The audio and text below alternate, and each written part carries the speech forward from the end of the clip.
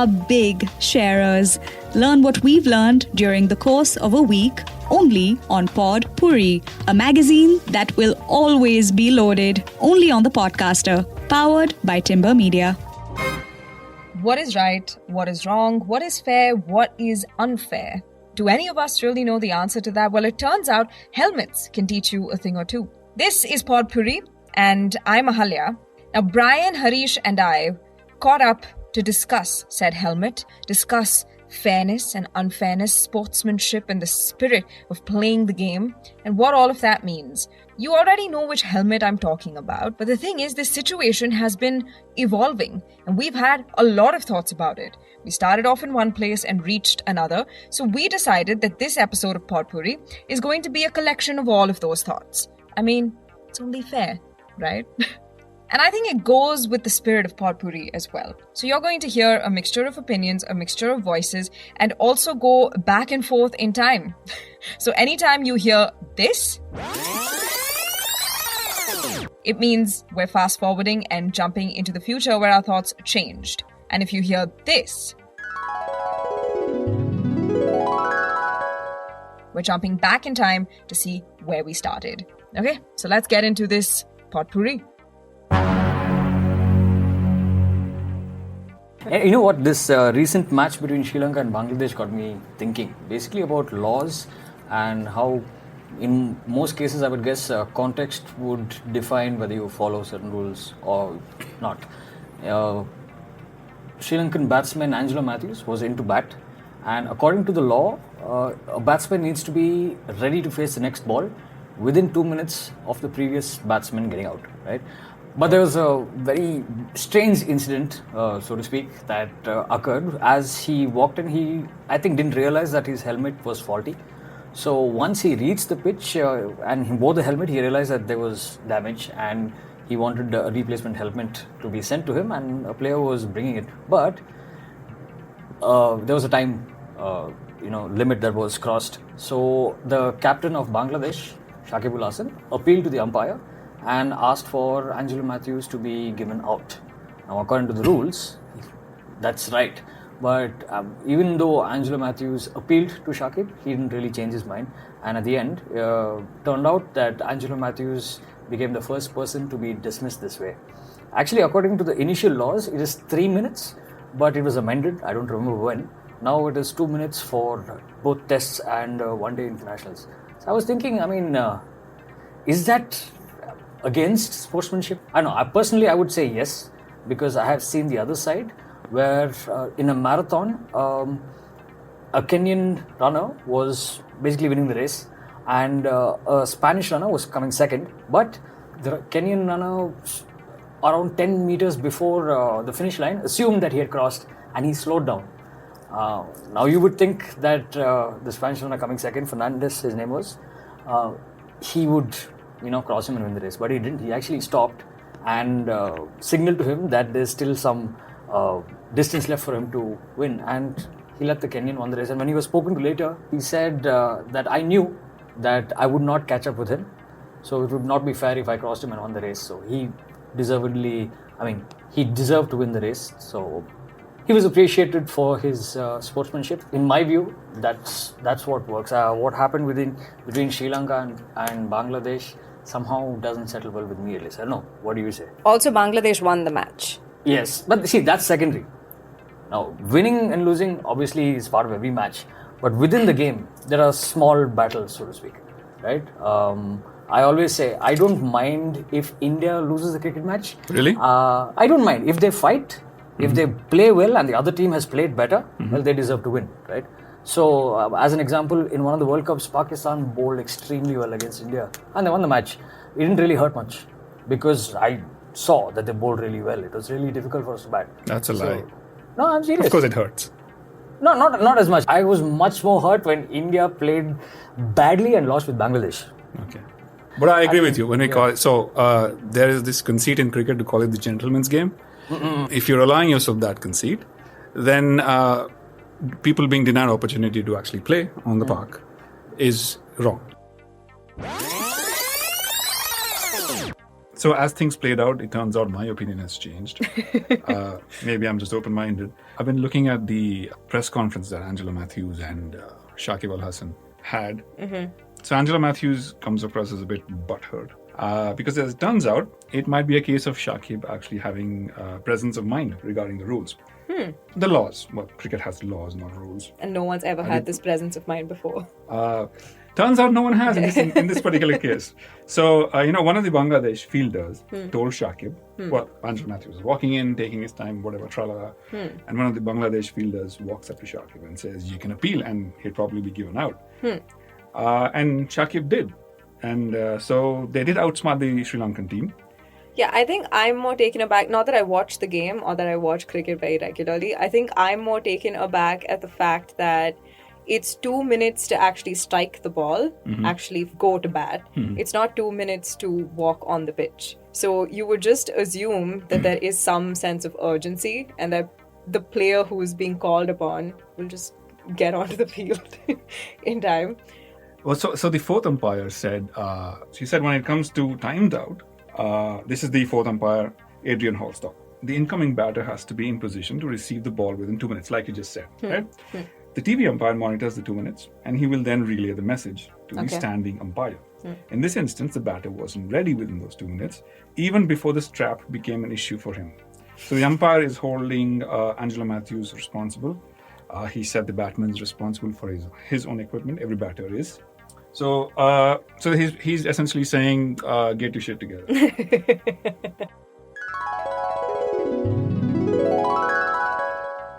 I don't know. It's a very difficult thing. Like, for example, the last match between Australia and who was it? I forgot the team. Australia and Afghanistan. Yeah. Afghanistan made a very good score, 290.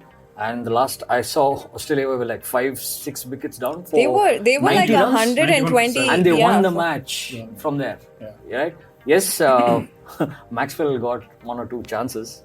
4 actually. Yeah, but they still won the match. So it's not impossible for a team to win a match. I don't think you need to do, things like this. But that is also the thing about sport is that is the fun of it.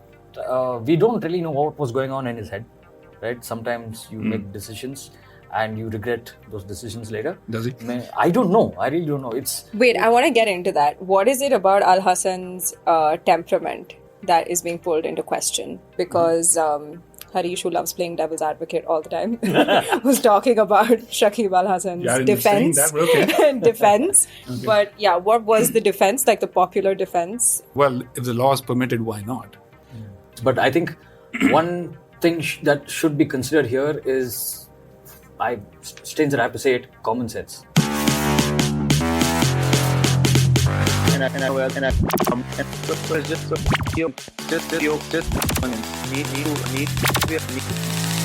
need to have your common sense. And I don't know where the common sense went. So it was just pure common sense. Just pure common sense. You need to have your common sense. So speaking of common sense, Brian, it's funny you should say that because Matthews, in his press conference, used the phrase common sense a dozen times when I stopped counting, right? So he said it a lot, common sense. Well, Matthews, where was your common sense when you had to get in there in 2 minutes and start batting? Because the law says, mind you, not rules, the law says, as the fourth umpire pointed out, facing the next ball within 2 minutes. So if get your equipment in shape. So common sense. Yeah. So your opinions evolved because Angelo Matthews is annoying to listen to now. My opinion evolved because Angelo Matthews wouldn't stop complaining about common sense. But didn't show too much. So the interesting part is the difference in tone from when Angelo Matthews had a conference and clearly he was, painting himself as a victim of... He even blamed the umpires, by the way. When someone asked him who's at fault, one of the reporters asked him, because Indian reporters are really good at baiting people. He said... since you said you didn't do anything wrong, is it the umpire's fault? And he said, well, I did nothing wrong, so whose fault can it be? Meaning the umpires, right? Shakib doesn't give a shit because... Yeah, this is interesting. Like, he's not taking this seriously at all. So he said, I've known the guy since 2006. We were playing under 19. So he just dismissed it offhand. And he said, unfortunate, but within the rules. He dismissed it. So when asked about the spirit of cricket, he said, the ICC should change the rules. Those are his words. And when someone asked him, what if it happened to you? He said, I'll be careful. So, shithousery, I love it. Yeah. This reminds me of, this Twitter page called Cricket Shithousery. So a shout out here for that Twitter page, Cricket Shithousery. Why did you guys stop? Degenerates like me actually miss your irreverence. So now we just have Cricket Shitpost on Reddit. Okay, got it. And they're more about shitposting, but not really truly awkward moments of the kind we're discussing, where, you watch people die a little bit inside. So your opinion's evolved, but then what of the situation is evolving, not just my opinion. Yeah. So today, Angelo Matthews' brother, Trevin Matthews. Oh, this is a bit much. This is a bit much. No, I love it. Come on. Told the media that Shakib is not welcome in Sri Lanka anymore, according to him. And if he showed up, stones would be thrown at him. I don't think Shakib was planning on taking holidays to Sri Lanka anyway. I don't know, but I love this stupid sport so much. This is why I love the sport so much. I love Shakib's gumption. Chutzpah. I really do. Common sense, common sense, common sense. I can't say it enough times, but it also got us to thinking if we've ever experienced something like this in our own lives. Brian actually had an interesting story. Well, I have been part of many competitions, both in sports and creative art, stage performances and stuff. There's one, there was a singing competition, and the winner of that competition would represent the southern part of India in it was the World Karaoke Championship thingy. So I won that, but I was wondering whether I really deserved it, because one of the guys who sang there did an incredible job with a song by Ed Sheeran.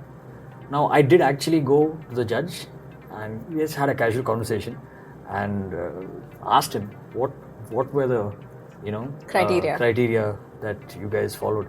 And he said, I picked you because your song was far more difficult. Technically, that made sense. But I think that on that evening, performance-wise, that guy was the best. So, while he made sense about why he chose me, it was a personal thing. So, point I'm making is, the world can look at you as a winner, but can you lie to yourself? You mean you know when you're being fair or not fair? Yeah, you know it. It's inside. You know whether someone. Yeah, I mean that's why I brought up the fact that Bangladesh won. Like, I don't know if fans of the team will be that satisfied with the win given what happened. It's kind of similar to when, do you remember that Serena Williams match in Paris? I think they were playing the French Open. Okay, so it turns out I got literally every detail about that incident wrong except for the players that were involved in it.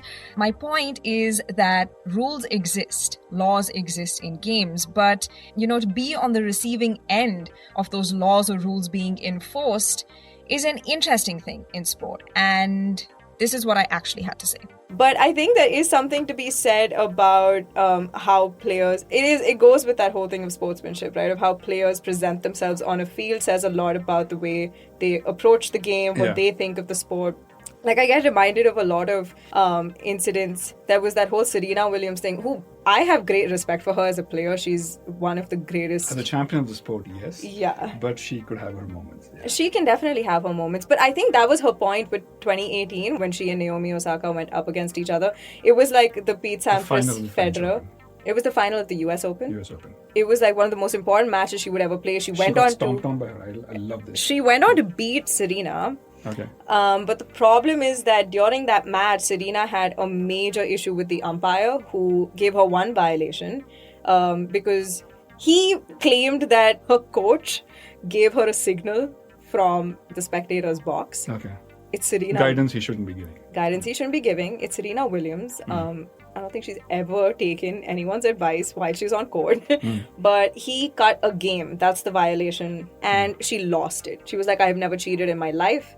I would rather lose than cheat and win. I don't cheat to win. I have a daughter and I stand up for what is right. This is right after she had given birth and was, So the thing is, in that moment, right, it was a very tense situation because she ended up getting 3 violations in that match because she also called the umpire a thief and then he was like verbal abuse, 1 more violation and just kept slapping her with them.